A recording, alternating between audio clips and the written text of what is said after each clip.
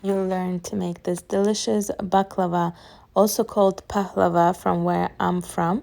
We're gonna start with 5.5 cups of flour. This is just all-purpose flour, and add 16 to 18 ounces of butter. All of the measurement and the whole full recipe is down below in the description bar, and you can look at that and see, but I will try to walk you through everything. The flour and the butter will be cut into each other like you do for a dough to make pie. So this is also really good dough to make pie. It's the same texture, the same kind of flakiness. And you do that until everything is sandy and almost incorporated, and it's like tough to the fingers, but at the same time it is like the sandy texture. Once you get there, you're going to add 5 egg yolks into this. So your 5 egg yolks and your 200 grams of sour cream, or 3/4 a cup is also okay. Or if you want to do it in ounces, you can do 7.5 ounces of full fat sour cream. Please don't use anything non-fat. And at the same time, please, this is unsalted butter. I just want to let you know that this is unsalted butter. And then you start mixing it little by hand. You can use your bench scraper, but don't use your pastry cutter anymore. You're going to make another little well in there and put your baking powder or baking soda. You can use either one, it's okay. I use baking soda, I like it much better because it becomes fluffier. It's 1 tablespoon of the soda and 2 tablespoons of lemon juice. You're just activating it so that it's more effective in the dough. That's what I was told by the person who taught me this. This specific baklava is native to Azerbaijan, so there people usually don't use syrup in their baklava. It is just this kind of dry dough. If you also know Armenian cuisine, this is the kind of dough they use to make gata bread or gata rolls. If you've ever heard of that, it's basically the same dough. So you're gonna mix this gently, be gentle with it until it becomes a nice kind of brick for you, and it will be nice and yellow in color and super soft, which you're then going to cut it in 3 pieces. The baklava is in 3 layers: the bottom layer, the filling, the middle layer, the filling, and the top layer. So the bottom layer has to be bigger, thicker than the middle and the top layer. So you're gonna cut your dough in 3 pieces. If you have scales, please use them, but if you don't have scales, you can eyeball this. You have to get the bigger piece of the dough for the bottom, and then the middle and the top could be the same size. Mine measured at 550 for the bottom, 515 grams for the middle, and 515 grams for the top. Again, that's 550 grams for the bottom layer. Your dough could be more than mine or a little less than mine. Just figure it out and you will be okay, I promise. The first time I made this, I didn't even measure. I'm just measuring it so that you can have some specifics. You're going to cover this in plastic wrap, or you could put it in the little Ziploc bags and refrigerate for at least 2 hours because your dough needs to get firm. I refrigerated mine for 24 hours, and I basically put the measure of the largest piece, and then I know the other 2 pieces are 515 grams each. And now let's make the filling. You need 1 pound or 16 ounces of some raw walnuts. You can actually also toast them.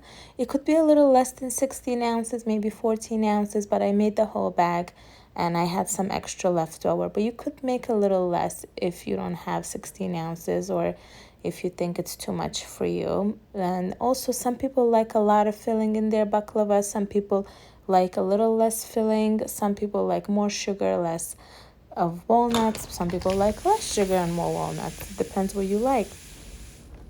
The sugar, I use this beautiful sugar and it was 1 cup and 3/4 a cup, and it was pretty sweet. It was actually very, very sweet and delicious. Add a pinch of salt as well and some vanilla. I put 2 teaspoons or tablespoons of vanilla. Again, it also depends how much flavor you want. The vanilla flavor is not going to be very strong, but when it's present, it's really decadent and nice. Take your dough out 30 minutes before you're going to use it so it becomes familiar with the temperature of the room, and start rolling it. You can make this in a circular baking dish and or triangle, not triangular, rectangular. I like to use rectangular. Of course, you can make square as well. I highly recommend you cut a little piece of parchment paper the size of your baking sheet so that you can measure it like I am doing here and see. Of course, it's not perfect. I don't know how to cut lines, but the most important thing is the end result. If the end result is beautiful and delicious and everybody loves it, that's the important thing. It doesn't have to be amazing. You're not a bakery. You're just a person at home trying to bake or cook something delicious. So don't worry about it. And you'll see that my arts and crafts skills going to come into handy, very, very handy right now, because my dough is not even well fit for here. And you'll see I'm going to play around to fit the dough into the baking tray, just like that. And that's okay too, because arts and crafts is what I do as well with little kids at home. When you're happy with your bottom layer, you're gonna start putting the filling into it. You see the bottom layer is a little thicker, so I didn't get the big sheet, and so I'm just using the leftovers. When this bakes, it just becomes all one. You're not gonna see that there were lines there or something, so it covers the pan. This baking pan is 10 inches by 15 inches. And I am putting the filling. I am very generous with my filling. I completely love the sugar and I love the walnuts, so I'm pretty generous. You do you. You can even just add raisins into this, just throw golden raisins. I like to put mine in the freezer while I'm doing the second layer. So put your dough in the freezer, let it start getting cold again, let it start getting thick again, because you're gonna have to cut this later on. The second layer is the same, so you are going to roll, to cut, and of course fit. It is very important that your dough stays chilled. And I'm doing again some arts and crafts here, some putting it together, gluing it together, but it is all good. There was not a single piece of this left after a day, so it tasted good. That's what I'm trying to say. Even if you don't know how to do this stuff, it's okay. You're gonna learn. As long as it tastes good and you keep practicing, you're gonna do so well. So I have a lot of filling left over. I'm gonna refrigerate that filling and you reuse it next time for something else. And then finally, the top layer is the same. And this layer, try to make it as perfect as you can, because it is the top layer and you want it to present well. I tried my best and it wasn't so bad.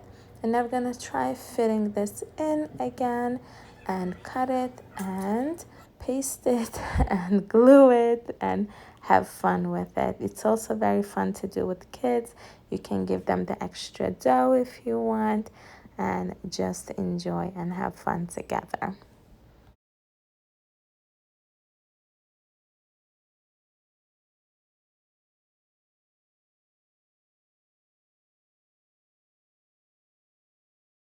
Now when it comes time to cut this into baklava pieces, I prefer mine to be square pieces like cookies.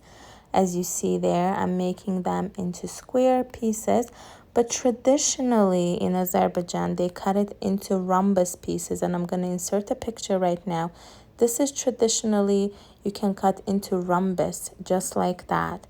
I like it more to be square like I'm doing. See, I like it like that. I like it like cookies. And also, because I'm not very skilled at rhombus, I don't want to ruin my dough. I'm gonna have to practice that on a white piece of paper one day. You can also use a ruler if you want to make everything perfect, every square the same size. You can do that.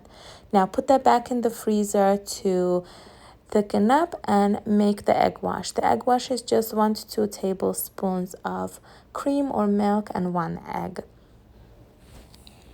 The cutting part is, I think, the most difficult because you have to chill the dough. You have to get a very sharp cutting tool. I like to use my bench scraper for the short sides, and for the long sides, I like to use a very sharp knife. And when it comes to cutting it, you're cutting this is your preliminary cut. You're going to take this out of the oven 30 minutes after it bakes and do a secondary final cut, because as it cooks, as it bakes, it shifts. So you need to do a secondary cut for it as well. And this is not your final cut, so don't worry if you didn't go all the way through, because the dough is moving. The secondary cut is going to be much simpler. Now in Azerbaijan, they decorate the baklava with some nuts. You can use walnuts, or you can use almonds, or you can use any other nuts you want, but it is mostly traditional to use the nut that it's made with. Of course, you can make it with almonds and put almonds on top. I'm not gonna do the whole of 30 pieces. I'm gonna do only 10 pieces with the nut on top because my kids don't eat it. So now we baked it 30 minutes at 350, and we take it out, and this is your second cut, your final cut. After baking it for 30 minutes, you're gonna cut it one more time. Of course, as you should know, the oven has to be hot, 350 degrees, preheated, heated. I'm tired. And when you do your secondary cut, you put it back in the oven another 30-35 minutes at the same temperature until it looks like this, golden and shimmering and done and just jiggly and shaking. It is so incredibly delicious. I have to tell you, if you like things like this and you're skilled, you have to try this because it is incredibly delicious and decadent and perfect with coffee. And that's what it looks like. Gorgeous. You can decorate every single piece. Again, my kids don't eat it with the nuts on top. I hope you make this and you enjoy. Please give me a thumbs up and subscribe.